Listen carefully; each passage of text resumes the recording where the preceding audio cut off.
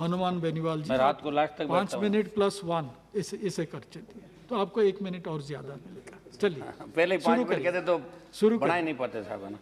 सभापति महोदय, सबसे पहले तो मैं आपको धन्यवाद दूंगा कि आपने राष्ट्रपति जी के अभिभाषण पर मुझे बोलने का अवसर दिया। सभापति महोदय, सरकार अभिभाषण किसी भी सरकार के विजन का आईना होता है। सरकार की रीति नीति कार्यों को लेकर अभिभाषण जो बातें कही जाती है, उससे हमारे देश की लोकतांत्रिक व्यवस्था में शासन के विजन को समझने में, सरकार के कार्यों को मानने में आसानी होती है।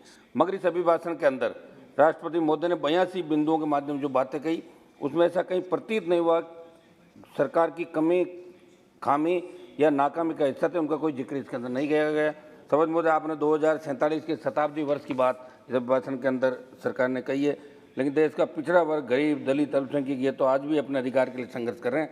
किसानों की स्थिति क्या है आपको भी पता है, और देश के लोगों को भी सच्चाई मालूम है। यहाँ तक देश का गरीब, वंचित, पिछड़ा वर्ग कैसे पहुँचेगा? क्या इसका विजन आपके पास है? क्या आप इस बात की गारंटी दे सकते हैं कि आप जिस आज़ादी के अमृत महोत्सव की बात करें, वह आज़ादी देश के आखिरी व्यक्ति तक पहुंच पा रही है? क्या आपको भी पता है कि सच्चाई क्या है? जिस उत्तर प्रदेश का आप ढिंडोरा पीट रहे हैं, वहाँ चुनाव है, वहाँ जाकर देखिए क्या स्थिति है। आज भी वहाँ के गरीब के वोट, उनके अधिकार कुछ खास लोगों के द्वारा ही तय किए जाते हैं कि किसको मतदान करेंगे।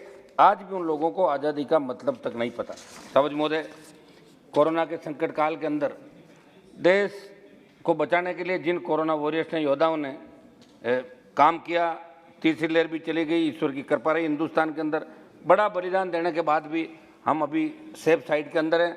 मैं उन कोरोना योद्धाओं को धन्यवाद देता हूं। साथ ही इस जंग में जो दिवंगत हो चुके हैं, उन नागरिकों, भाइयों को श्रद्धांजलि अर्पित करता हूँ।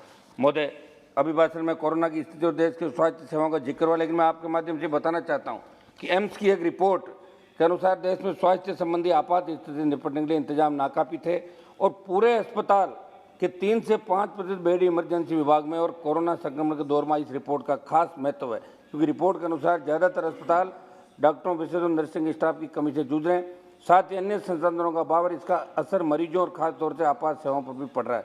सभापति महोदय, मेरी मांग रहेगी कि अस्पतालों में अविलंब मानव संसाधनों की कमी को पूरा करने की जो जरूरत देश में थी, उसको वर्तमान सरकार अपने कार्यकाल में प्रमुखता से रहे। खाली पद भरे अस्पतालों के अंदर और जो भी आधुनिक संसाधन हैं, उनको लेके आम जन को बचाने के हिसाब से सारा काम दिल्ली की सरकार को। जब कोरोना की सेकंड लहर आई, तब ऑक्सीजन, रेमडेसिविर, वेंटिलेटर और आपके आईसीयू वार्ड के अभाव में भी हजारों जानें इस देश के अंदर गई थी। तो संविधान और आरक्षण और दलित अत्याचार के संबंध में बिंदु संख्या 14 में राष्ट्रपति ने संविधान के शिल्पी बाबा डॉक्टर अम्बेडकर, भीमराव अम्बेडकर, उनके आदर्शों का जिक्र तो किया, लेकिन मैं सरकार से पूछना चाहूँगा कि सरकार द्वारा सरकारी नौकरियों को खत्म करना, आरक्षण को खत्म करना नहीं है, क्योंकि आरक्षण सिर्फ सरकारी नौकरियों में, इसलिए सरकारी नौकरियों में कटौती का मतलब आरक्षण का कमजोर होना भी है। ऐसी परिस्थितियों में सरकार वंचित वर्गों के साथ अन्याय करी है। अगर हम नौकरियों की घटती संख्या, सरकारी क्षेत्र के निजीकरण और नौकरशाही में हो रही लेटरल एंट्री में आरक्षण के अनदेखी को मिलाकर देखकर कहा जा सकता है कि वास्तव में आरक्षण ऐसी स्थिति में पहुँच रहा है जहाँ इसके होने या नहीं होने में खास अंतर नहीं रह जाएगा। सभापति महोदय, अभिभाषण में स्वाधीनता, सम्मान तथा भाईचारे का जिक्र किया। मैं आपके माध्यम से बोलना चाहता हूँ कि देश के उत्तर प्रदेश, बिहार और मेरे राजस्थान राज्य में दलितों पर हो रहे अत्याचार को लेकर लगातार जो मामले सामने आ रहे हैं, वे चिंताजनक है। ऐसे में सरकार को आज़ादी के दशकों बाद भी दलित उत्पीड़न के मामलों पर लगाम लगाने के लिए ठोस उपाय करने की आवश्यकता थी, मगर ये आवश्यकताएं पूर्ण रूप से धरातल नहीं आ पड़ी। सभापति महोदय, देश में किसानों का जो हाल है वो आपसे छुपा नहीं।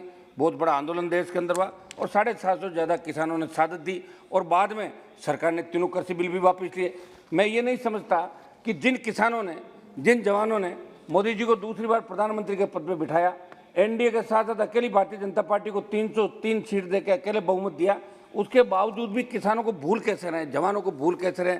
मैं ये याद दिलाना चाहूँगा, बिंदु संख्या 22 से लेकर 29 तक कृषि से जुड़े मामलों का बखान किया गया। पिछले साल हमने देखा कि सरकार ने ये स्वीकार किया कि हमारी तपस्या में शायद कोई कमी रह गई। अध्यक्ष जी, तपस्या तो सरकार कर रही थी, इस तपस्या में वो 100 किसानों को कर रही थी। 750 से ज़्यादा किसानों की शहादत को बिना स्वीकारे सरकार ने तीनों कृषि कानून वापस लेने का ऐलान किया, मगर किसान आंदोलन के दौरान जो हड़धर्मिता सामने आई वो पूरा देश जानता है। सभापति महोदय, प्रधानमंत्री जी ने कहा कि किसानों की आय दुगनी करेंगे, और किसान इन पर भरोसा करके 2 बार इनको सत्ता के अंदर लेकर आए। सदन को याद दिलाना चाहूँगा कि इसी सरकार ने 2022 तक किसानों की आय को दुगनी करने का टारगेट निर्धारित किया, लेकिन इनके वादे और ज़मीनी हकीकत की खाई ने भारत के किसान को संकट को दुगना कर दिया। NSSO की 2019 की रिपोर्ट के अनुसार ग्रामीण भारत में किसान परिवारों की वार्षिक कृषि आय में 2002-03 से 2012-13 के बीच औसत वृद्धि लगभग 20%, जो 12-13 से 18-19 के बीच लगभग 12% तक गिर गई, और ये भी तब जब कृषि का अनुमानित विकास दर 4.5% है। समझ महोदय, किसान आत्महत्याएं कर आज़ादी के 70 साल बाद 2021 में आए राष्ट्रीय अपराध रिकॉर्ड ब्यूरो की रिपोर्ट के अनुसार 2019 की तुलना में 20 में किसान आत्महत्या में वृद्धि दर्ज की गई। पीएम किसान योजना को लेकर कई बार किया गया। मैं सदन को बताना चाहता हूं कि देश में कृषि क्षेत्र के श्रमिकों की आत्महत्याओं में भी 18% भारी वृद्धि देखी गई, जिन्हें पीएम किसान जैसी योजना को लाभ से बाहर रखा गया। किसान आत्महत्या का आंकड़े इन बहुत परिचित योजना के लिए आईना है, सच्चाई को उजागर करते हैं। छोटे और सीमांत किसान अपनी गिरती आय और बढ़ते कर्ज के बोझ के कारण खुद को मार रहे हैं। और कल सदन में जब राहुल गांधी जी कल परसों भाषण दे रहे थे तो उन्होंने कहा, मैं उन्हें स्मरण दिलाना चाहता हूं कि देश की संसद में सरकार द्वारा प्राप्त आंकड़ों अनुसार मेरे राजस्थान के किसानों पर 1,20,979 करोड़ का कृषि कर्ज बकाया। और राजस्थान में राहुल गांधी जी 2018 के चुनाव में जब गए तो कहा कि 10 दिन में संपूर्ण कर्जा माफ करेंगे। कांग्रेस की सरकार भी बन गई और 10 दिनों की कर्ज माफी की बात छोड़ो, भी पिछले दिनों किसानों की जमीनें कुर्क करने के लिए वहाँ इनकी टीमें पहुँच गई थी और आनंद फानन में इनको अपने आदेश वापस लेने पड़े। वो 10 दिन आज तक पूरे नहीं हुए। सभापति महोदय, वर्ष 2021 में डीएपी की कीमतों में 58% की बढ़ोतरी की गई। ट्रैक्टरों पर जीएसटी 12% है, प्लास्टिक पाइपों पर जीएसटी 18%, कृषि उपकरणों पर जीएसटी 12 से 18 के साथ उच्च स्तर पर है। इतना टैक्स कृषि आय को दिन प्रतिदिन कम किया जा रहा है। गिरती आय और बढ़ती लागत के इस दौर में गांव देहात के गरीब किसान अपना जीवन यापन कैसे करेगा, ये सोचने का विषय है। सभापति महोदय, अभी जब किसान आंदोलन समाप्त हुए तब एमएसपी पे खरीद की गारंटी कानून की बात भी किसान संगठनों सरकार ने करी थी। मैं किसानों के भारी आंदोलन पर कृषि कानूनों को निरस्त कर दिया गया। प्रधानमंत्री जी ने न्यूनतम समर्थन मूल्य और अन्य मुद्दों की जांच के लिए समिति के गठन का वादा किया। उचित एमएसपी तय करने से किसानों की आय में सुधार होगा। अभी भी गठन होना बाकी है।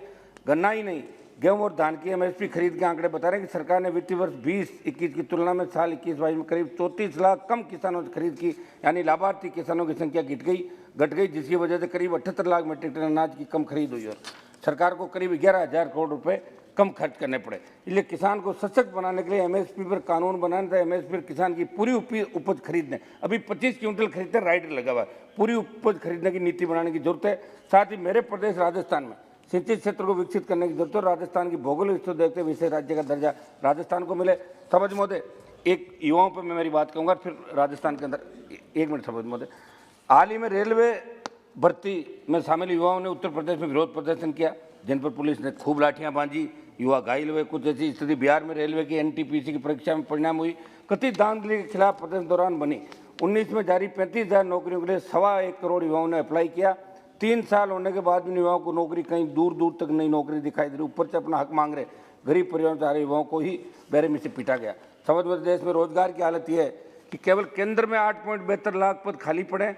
वहीं केंद्र सरकार के अंतर्गत आने वाले भर्तियों जैसे केंद्रीय विश्वविद्यालय, IIM, IIT, PSU, बैंक में 4.25 लाख भर्तियाँ खाली। ये हमारे देश के मध्यम वर्ग से आने वाले युवाओं के सबसे बड़ा विश्वासघात है। उन्हें नौकरी लेने का कोई मौका ही नहीं दिया जा रहा। नौकरी तो बहुत दूर की बात है। सभापति महोदय, मैं एक बात आपसे ये भी कहना चाहूँगा कि लास्ट 2 मिनट था ना, लेकिन देश में राष्ट्रीय स्तर पर युवाओं में बेरोजगारी की जो आंकड़े सामने आए इतने भयावह। मेरे राजस्थान की अगर बात करो तो एक समाचार पत्र की रिपोर्ट के अनुसार हर दूसरा ग्रेजुएट राजस्थान के अंदर बेरोजगार है। 20 लाख से अधिक युवा राजस्थान में, तो बिहार, हरियाणा व हिमाचल प्रदेश जैसे राज्यों में हर तीसरा ग्रेजुएट हुआ बेरोजगार है। देश की हर 5वीं शहरी महिला बेरोजगार है। ऐसे में बेरोजगारों को रोजगार देने के ठोस उपाय कोई विजन राष्ट्रपति जी के अभिभाषण में नजर नहीं आ रहा है। सभापति महोदय, एक जो मेरे राजस्थान का प्रमुख मामला साहब, वहाँ राजस्थान का युवा आंदोलन है। मैं 1-1.5 मिनट में अपनी बात समाप्त करता हूँ। राजस्थान के अंदर भर्तियों में बड़ी धांधली, राजस्थान प्रांत के अंदर हर पेपर आउट हो रहा है। और कल भी ये मामला यहाँ उठा था। लगातार आउट हो रहे पेपर से बेरोजगारों में व्याप्त आक्रोश हुए। बेरोजगारों के भविष्य के साथ हो रहे खिलवाड़ को लेकर सरकार का ध्यान आकर्षित करना चाहूँगा। राजस्थान की रीट 2021 भर्ती हुई और एक संगठित गिरोह ने राजस्थान की सरकार के जिम्मेदारों के संरक्षण में पेपर आउट किया। दुर्भाग्य इस बात का है कि माध्यमिक शिक्षा बोर्ड अजमेर के जिन जिम्मेदारों की भूमिका परीक्षा को करवाने की थी, उन्हीं जिम्मेदारों ने पेपर आउट करवाया। समझ महोदय, राजस्थान रीट के मामले में पेपर आउट होने के बाद बोली लगी 5 करोड़ तक पेपर बिका। जिसने जितनी ज़्यादा रकम लगाई उसको पेपर पहुंचा।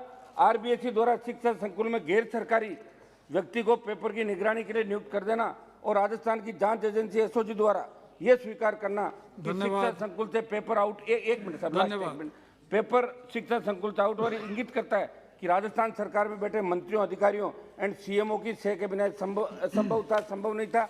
इस पूरे मामले में एक बात ये सामने आई सभी महोदय कि राजस्थान में कांग्रेस की सरकार है, जिन्हें राजस्थान में रीट परीक्षा में अहम जिम्मेदारी मिली, वो कांग्रेस की राजीव गांधी स्टडी सर्कल संस्था में सदस्य और पदाधिकारी हैं, जिनके संरक्षक राजस्थान के मुख्यमंत्री अशोक गहलोत और नेशनल कोऑर्डिनेटर मंत्री सुभाष गर्ग के माध्यमिक शिक्षा बोर्ड के बर्खास्त अध्यक्ष डीपी जारोली सदस्य रीट जयपुर कोऑर्डिनेटर प्रदीप पारस। आ गया सारे चीज, आधे मिनट में साहब, आधे मिनट समाप्त कर रहा हूँ, आधा मिनट साहब, आप बैठते हो तो हमें लगता है थोड़ा सा सारा चीज आ गया है, लास्ट लाइन बोल दीजिए। आधा मिनट साहब है ना। जयपुर कोऑर्डिनेटर प्रदीप पारस संस्था के जयपुर रीजन कोऑर्डिनेटर है। एसओजी राजस्थान सरकार की एजेंसी, इस पर्दे के पीछे जो असली मगरमच्छ उन्हें वो नहीं पकड़ पाएगी, क्योंकि पेपर जब आउट हुआ तब राजस्थान सरकार जिम्मेदार दावा कर रहे थे कि पेपर आउट हुआ ही नहीं, इसलिए मामले में सीबीआई जांच जरूरी है। चूंकि पेपर एक संगठित गिरोह ने बड़ी रकम लेकर कई लोगों को बेचा, इससे साफ जाहिर है कि मेहनत करने वाले व्यक्तियों के साथ बहुत बड़ा धोखा हुआ है। सभापति महोदय, मैं मांग करता हूं कि दिल्ली की सरकार इसके अंदर इंटरफेयर करे, इस रीट को रद्द करे, इसकी सीबीआई जांच करे और जारोली को बर्खास्त करने से नहीं होगा, धन्यवाद, गिरफ्तार करे। मेरी बात समाप्त कर दो साहब, पूरी बात समाप्त करने से। 10 साल पहले आरटेट के पेपर जिस फर्म से छपवाए गए थे उसी फर्म से इस बार भी छपवाए गए और गड़बड़ी उस समय भी हुई, उसका बावजूद एजेंसी को फिर से प्रिंट का जिम्मा दे दिया गया। फिर राजस्थान के किस अधिकारी ने उस फर्म को ये काम दिलवाया, ये जांच का विषय, क्योंकि वित्तीय घोटाला भी इस पूरे मामले में हुआ है, क्योंकि इस फर्म को 130 करोड़ रुपए का आसपास की राशि का भुगतान किया गया।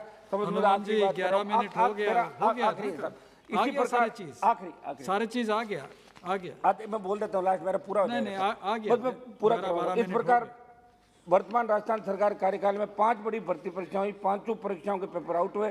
तमाम कोशिशों के बावजूद नकल गिरोह पर शिकंजा जो बहुत बड़ी। एक मिनट साहब, मेरी पूरी बात तो करना था, पूरी बात मेरा पूरी बात आ गई है, आधे मिनट में समाप्त कर रहा हूँ। I am calling the next speaker. आधा मिनट साहब, आधा मिनट मीन्स आधा मिनट, बस आधे मिनट में मैं बोल दूंगा साहब। बहुत बड़ी चिंता का विषय राजस्थान एसआई भर्ती परीक्षा, नीट 2021, जैन भर्ती परीक्षा 21, पुस्तकालय अध्यक्ष ग्रेड 3 परीक्षा के बाद आपने कल देखा 1 मिनट में क्या हुआ, रीट आप का आधा मिनट पेपर मांग रहे हैं। आधा मिनट का तो कल 1 मिनट में क्या हुआ आपको जानकारी है? मैं वो नहीं हूँ सर, मैं तो आपकी बात मान के बैठ जाऊंगा, बस आप बैठे हो तो आधा मिनट हमें नहीं और मिल जाए, हो गया ना। मैं समाप्त कर रहा हूँ सब। एक लास्ट वर्ड मेरा, इस बात का संकेत है कि सरकारी संस्थान में बड़ा खेल राजस्थान में खेला जा रहा है। राजस्थान सरकार, राजस्थान कर्मचारी चयन बोर्ड और लोक सेवा आयोग प्रतियोगी परीक्षाओं के आयोजन से लेकर परिणाम तक भ्रष्टाचार से छूटे नहीं रहे और आरपीएससी का अध्यक्ष जेल तक जा चुके हैं। और न केवल निवर्तमान राजस्थान के शासनकाल में बल्कि इसके पूर्व की सरकार के समय भर्तियों में जमकर धांधली हुई, मगर कोई ठोस कदम नहीं उठाए। मैं चाहता हूँ